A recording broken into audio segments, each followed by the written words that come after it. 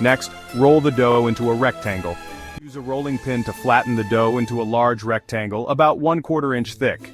The size of the rectangle will depend on how thick you want your cinnamon rolls to be. Make sure the dough is evenly rolled out, with no thick or thin spots. If the dough springs back as you roll it, let it rest for a few minutes to relax the gluten. Sprinkle cinnamon and sugar over the dough. Roll the dough tightly. Mix together ground cinnamon and sugar in a small bowl, then sprinkle it evenly over the surface of the dough. Be generous with the cinnamon sugar mixture, as this is what gives the cinnamon rolls their signature flavor.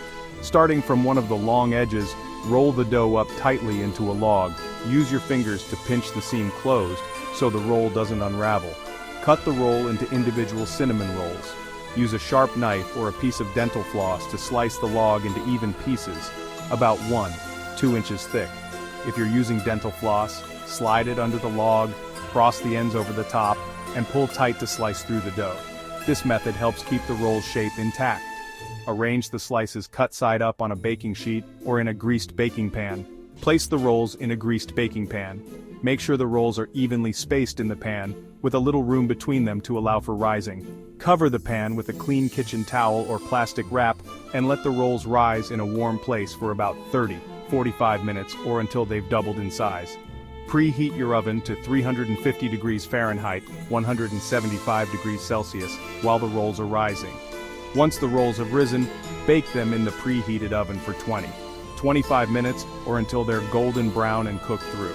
Let the rolls cool slightly before serving, and enjoy your homemade cinnamon roll masterpiece. Preheat your oven to the correct temperature. Place the pan of cinnamon rolls in the oven. Bake for the recommended time. The rolls are ready when they are golden brown. Let the rolls cool slightly before adding icing. While the rolls are baking, make the icing.